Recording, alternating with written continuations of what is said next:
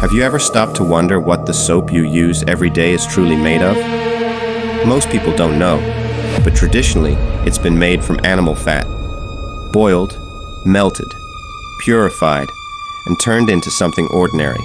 But there's a question almost nobody dares to ask.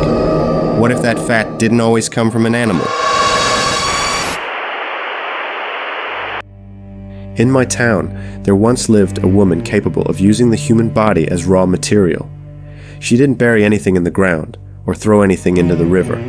She boiled it, broke it down, transformed it into bars of soap and dough for pastries that people bought happily, without suspecting what was behind them.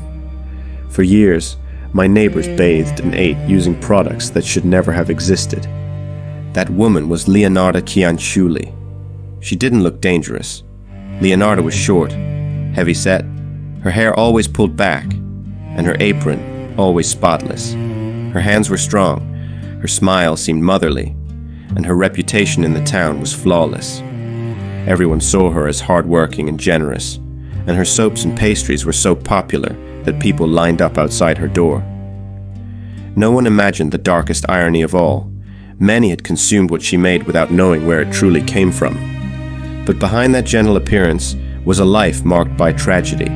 She grew up with a mother who rejected her, tried to end her own life as a young woman, and was cut off from her family for marrying a humble man. Worse still, she became pregnant 17 times, and only 4 of her children survived.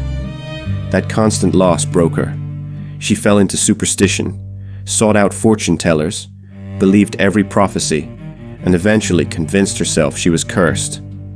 Everything got worse when her son Giuseppe was drafted into the war in 1939. That day, she decided she could only protect him through an exchange. Someone else had to die for him to return safely. That was the moment when a desperate mother crossed the line between pain and darkness. I worked for her without knowing what she was hiding. Her house felt wrong from the very beginning. The floor had a sticky layer that clung to your shoes. The walls were stained with old marks no one had tried to clean, and the air carried a dense, sweet, rotten smell that made it hard to breathe normally. In the kitchen, there was a huge cauldron that never stopped boiling. Inside simmered a thick mixture that released a heavy vapor capable of filling the whole house in minutes. I kept telling myself it was part of her work, but deep down, I knew that something wasn't right. One afternoon, I heard a loud thud upstairs, followed by complete silence, broken only by the bubbling of the cauldron.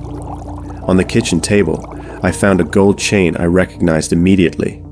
It belonged to Teresa, a young woman from town who had been there days earlier asking Leonarda for help. No one had seen her since. Then Leonarda appeared behind me, smiling calmly, and said, "Sometimes you must give something up to protect what matters." That was when I understood that nothing boiling in that cauldron belonged to a normal recipe. That mixture didn't come from any animal, and those pastries were not ordinary homemade treats. She tried to soothe me by offering a freshly baked pastry, but it was already too late. With a soft voice, she dictated a farewell letter for me to copy in my handwriting, saying I was leaving town willingly.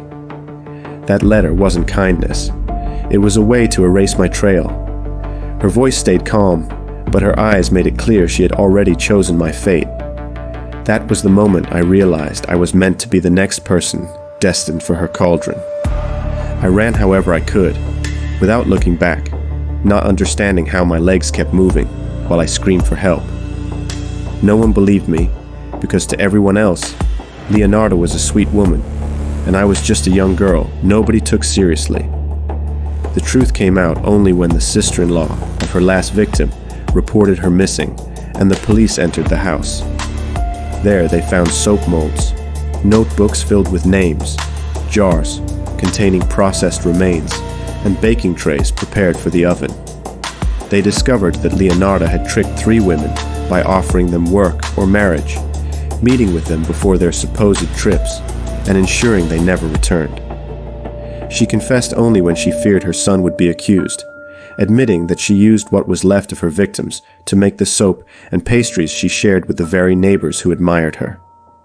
Experts who studied her explained that her mind followed a pattern, seen in certain serial killers, a childhood filled with abuse, constant losses, several suicide attempts, and an obsessive need to regain control over what life had taken from her. During her 1946 trial, she appeared calm, cold, and even proud of what she had done. She was sentenced to 30 years in prison and 3 more in a criminal asylum, where she died in 1970. Her case became famous throughout Italy and inspired books and plays. Even her original cauldron still exists. It's displayed in the Criminology Museum of Rome and is one of its most visited exhibits, because it represents one of the most disturbing crimes in the country. I was one step away from becoming the same thing, another product, another ingredient. My name is Lucia, and I survived to tell.